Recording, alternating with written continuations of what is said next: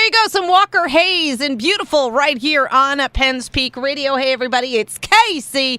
It's Hump Day Wednesday, and it is a beautiful day on the outdoors. We're going to take a look at that forecast coming up, too, to get you all geared up for Mother's Day. But, of course, it is into the second hour of the show.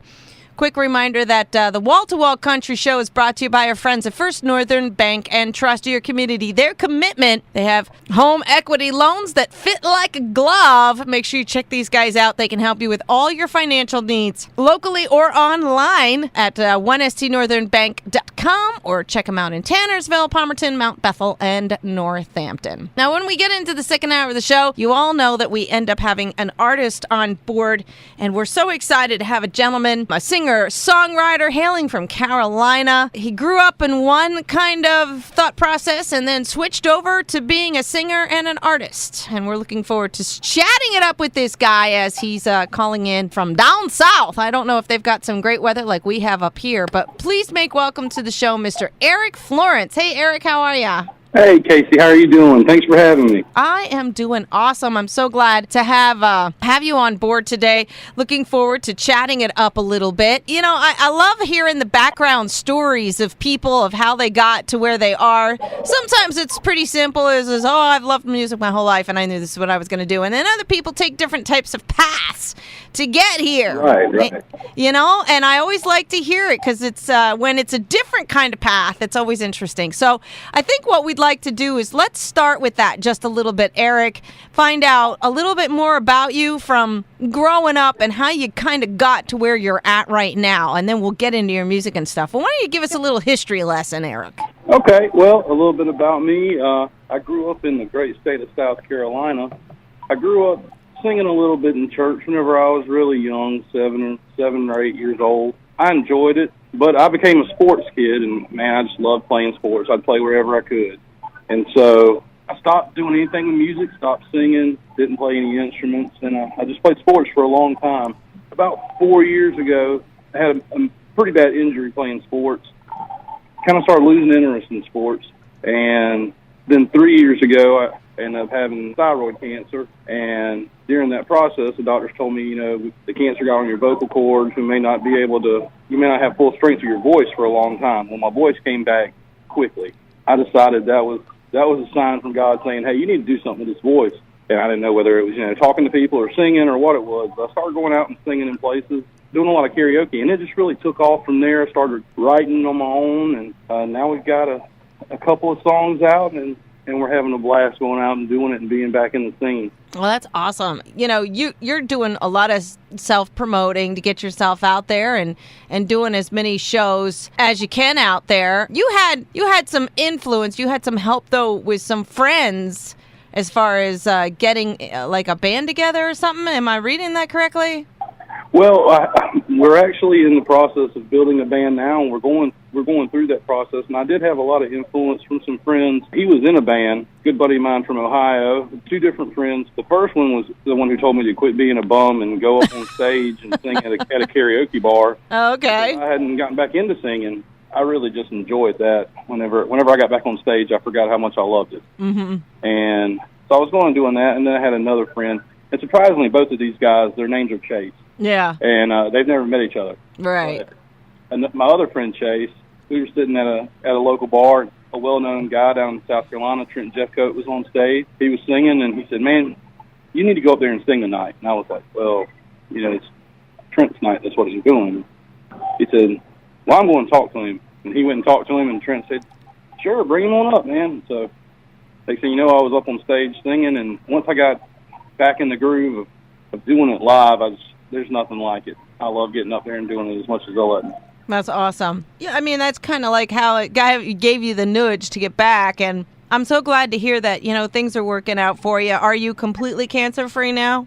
I am completely cancer-free at this time, and, living life. We're still on meds that will be on for the rest of my life, but that's awesome, though. It's a process. It's a process, but we're feeling healthy and loving life every day. And that's kind of like good words too of advice to, to say, never give up and keep trying and live every day like your last, because you just never know when it is. Exactly. You don't know, and And so you've got to take advantage of those opportunities that life throws your way. Yeah, and it seemed like it was trying to throw it at you a couple of times. It just needed somebody to hit you in the head with it, huh? It was. You know, some people are stubborn, like myself, and so you have to get slapped in the face with it a few times before you realize, hey, we're not playing with you. This is what you need to do. Right. These are the decisions thank God for multiple chances. Yeah, there you go. There you goodness. Oh my gosh. So yeah, I mean, and you've been doing pretty good with that. Now you worked on a song. Now is this the current one that you have out? It was the song that you guys worked on together. I guess this was last March, and then you guys put this out on 308 Productions. Do I have that correct? We worked on it. We put it out in November of last year. Okay. Front Porch Dancing. Yep. Is that okay? Yep. Yeah, Front Porch Dancing. We dropped that in November and released it. We've had a pretty good reception from it so far. That was our first release to get out on iTunes and Spotify, and just our first release in general. Mm-hmm. It's a love story, a ballad, just talking about spending time with your significant other, and you're sitting around. You come home from out of town or being out and having a good night, and you hear a song on the radio, whether it's sitting on your porch or in the car. But we've all had that moment where that song comes on. It's like, man, you just want to grab your man or grab your girl, and you want to dance and hold them close and keep that night going and make it as good as it can be. And that's what that song. That's the premise of it, and the heartbeat of where that song is. And it's talking about the unconditional love of your spouse or your significant other, mm-hmm. and spending that time together. Now you do play guitar. Yes? I do. Okay. I do, yes. All right. So, and I play left-handed. That was where I was trying to get to somewhere about that. Now, I was going to say, your playing is very unique in its own way. You're self-taught, too? I'm self-taught, learned at the opposite hand of, 99% of people. So how did that happen? I mean, most people pick up a guitar, they're always going to pick it up right-handed. How did that, is it just that's the way you picked it up and figured out the chords that way? Well, I picked it up. I started playing right-handed, like most people do. Mm-hmm. And I could move my hands to the chords. I had no rhythm in my right hand. Okay. No rhythm, no soul in it. So strumming was not working there. I had a guy tell me, he was a guitar teacher. I wasn't taking lessons from him. He was just, kind of giving me some stuff else tips. And he said, your strumming hand that's your soul. He's like, your brain is on the strings, forming the chords, but your soul is coming through in your strumming hand. Mm-hmm. And I was like, well, my soul's choking out. And so I tried it left-handed, and it was like, that was perfect. That was, a godsend to be able to flip the guitar over and play it that way. Yeah.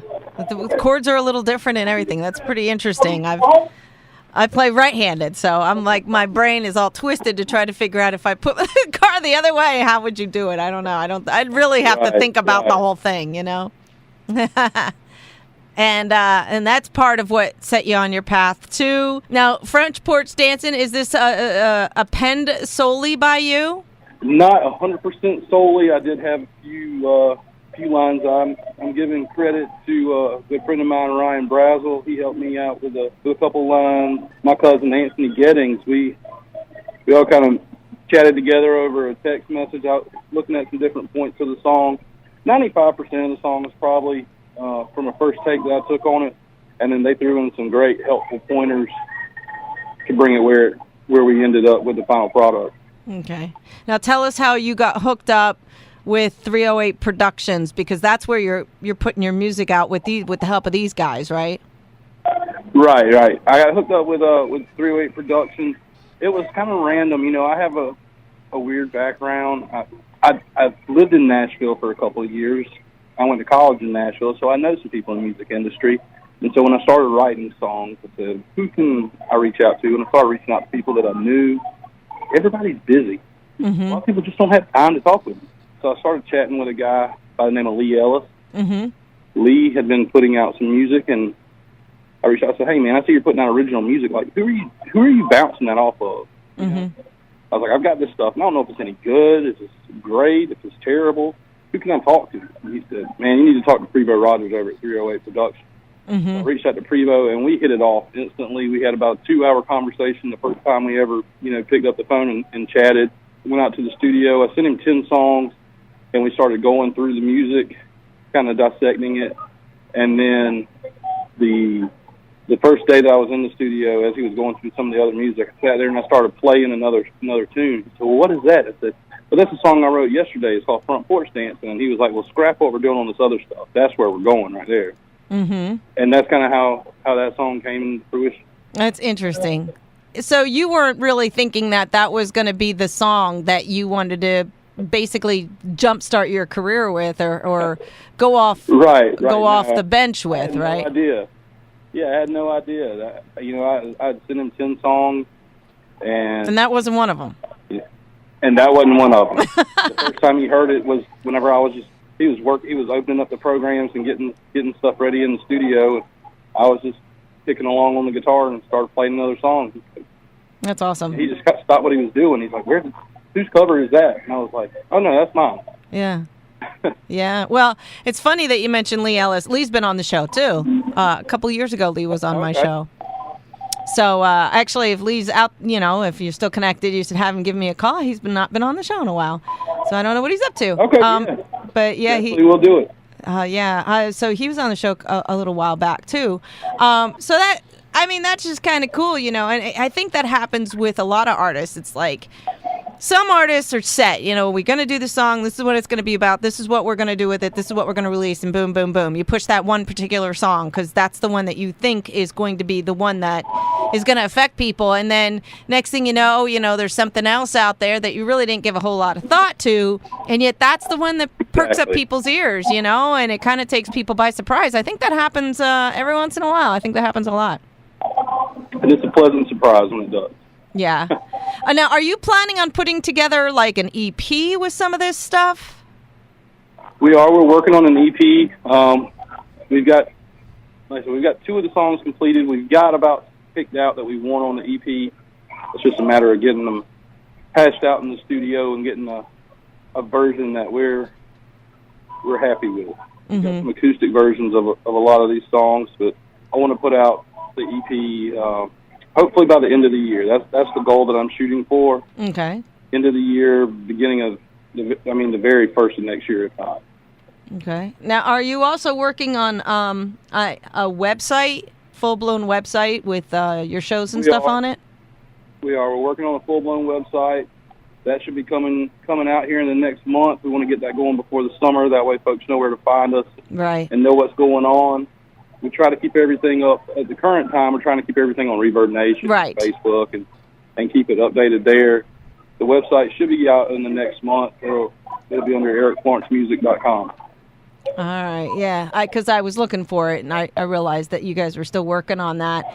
How many shows are you kind of doing? Are you staying close to home? Are you trying to reach out a little bit to some other areas? Are you doing any performing in Nashville? We're staying pretty close to home. I think we may perform in Nashville tonight. We came in last night for an award show with the Nashville Universe. Okay. We were nominated for Rising Star. Nice. Congratulations. We did not.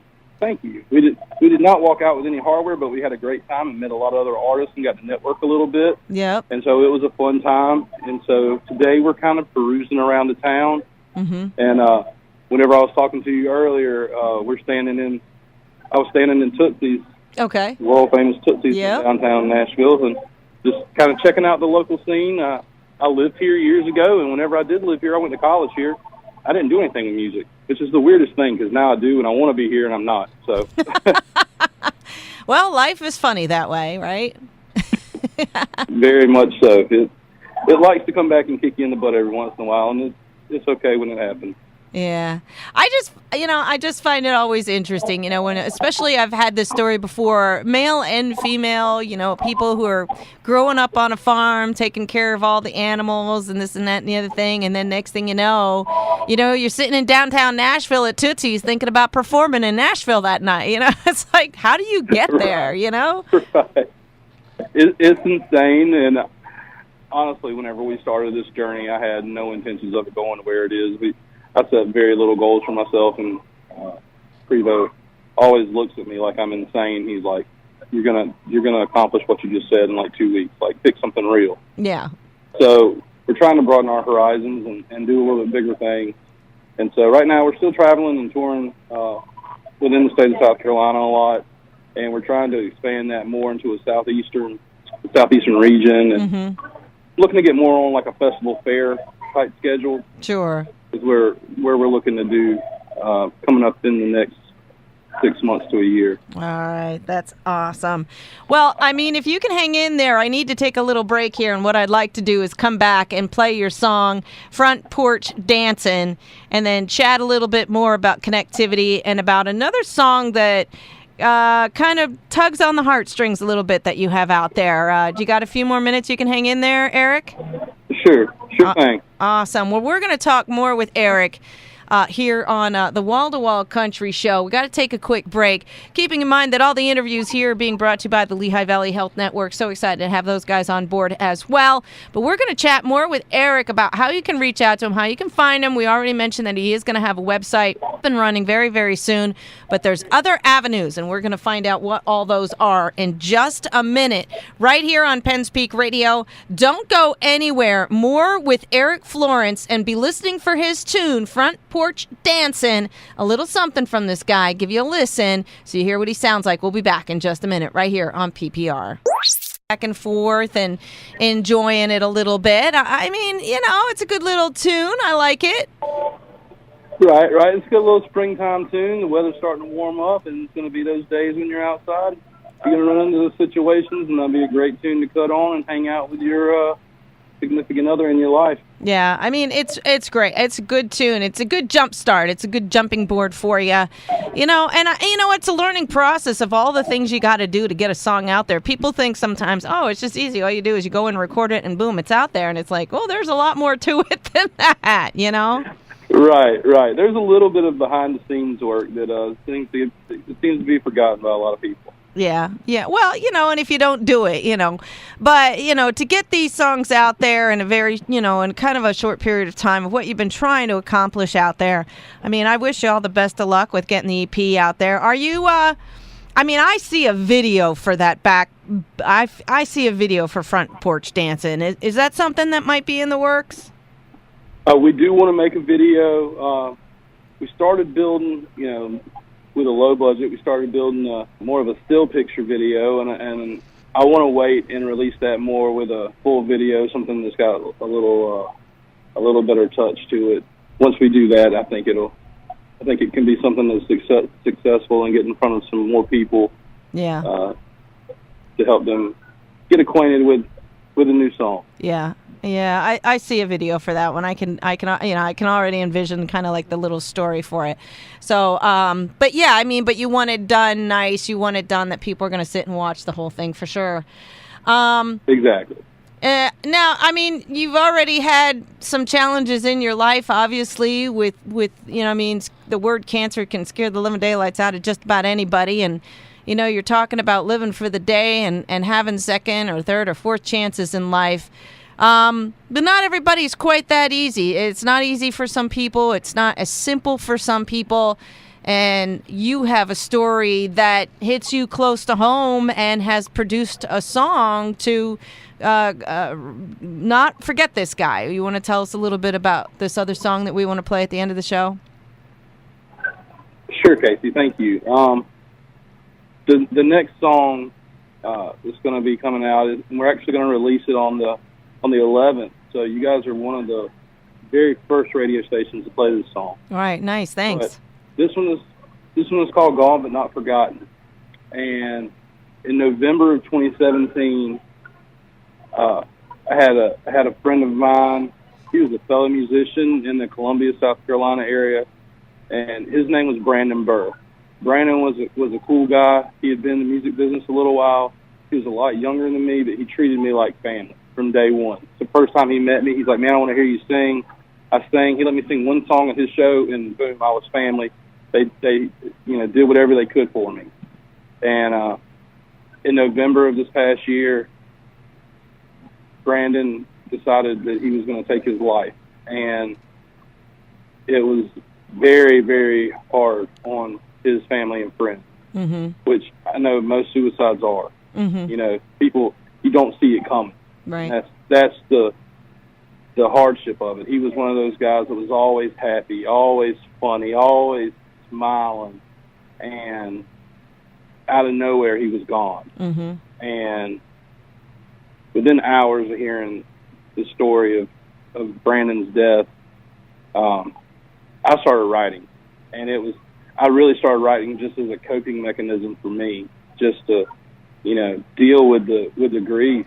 I actually showed it to some of his closest friends, and I said, man, I came up with this, and like, I feel in a weird spot. Like, is this something that should be shared? Is this something that, you know, is you know, just a private thing? And they were like, no, man, you need to share it. Like, you need to do it and share it. And so the first time I played it was at a memorial for Brandon. And his mom gave me the okay. I told her I wasn't doing anything without, you know, her blessing. And she said she wanted me to do the song. And I said, well, if you want me to do the song, then 50% of all the proceeds that come in from this song are going to go to the National Suicide Hotline. Okay. Because we can raise some money and maybe help save one person. If we save one person, it's a miracle and a blessing for somebody. Right. And so I'm one of those guys. You look for a rainbow in a gray sky. You look for good in a bad situation. What's the good that's coming out of it? And you know, whenever somebody takes their own life, there's not a lot of good. Right. There's not. But this was a song that I wrote to honor his memory, to remember him. He was a great kid. He was young. He was 21 years old, and full of life. Amazing songwriter. I'm hoping that I can work out some deals to take some of the songs that he wrote and bring life to them and get them heard later on. Right. But this was my way of saying, you know, you might be gone, buddy, but we're never going to forget you. Right. Right. And we can't do all the things that we used to do. And it's one of those songs that I want people to listen to, because it's not a lot of. Yeah. Whenever people are in that act, it's selfish. Right. It's selfish, and I want them to think about, you know, now you can't go to the bar, you can't go, you know, work on a car with your buddy, you can't talk to your buddy on the phone. You might go, man, it would kill so and so if I did that. And you know, and that was the point that I was reaching for with this song. Think about the things that you have that are great, and not just great for you, but the way you would hurt other people. Right. I'm hoping those words speak to somebody. There's lots of organizations, you know, suicide prevention awareness and all that other kind of stuff. I can see you being, you know, using your talent as being a spokesperson for it, an advocate for it. It's one of those things that, you know, you're living through it. And I don't want to say you lived through it. I want to say you're living through it, because you, like you said, every day that goes by and that person's not there, you're still living through that. That's something that people may feel alone in, and it's nice to know that they're not, you know, and trying to reach out and making sure that not only the person who's passed, but also the survivors have that help, and also reaching out for those people who feel like they have nothing and there's nothing going on in life, and their only option is to end it. You know, I mean, that's just crazy. And the more we can reach out to those both sides of the fence, you know, I can see you being a huge advocate of that. Right. I'd love to be a help, and anybody who was you know, looking for somebody to come out and speak and have any part in that, I'll be more than happy to do that. Love to, you know, I love to tell the story and help people who are going through those hardships, and just like you said, you're living through it every day. Yeah. Yeah.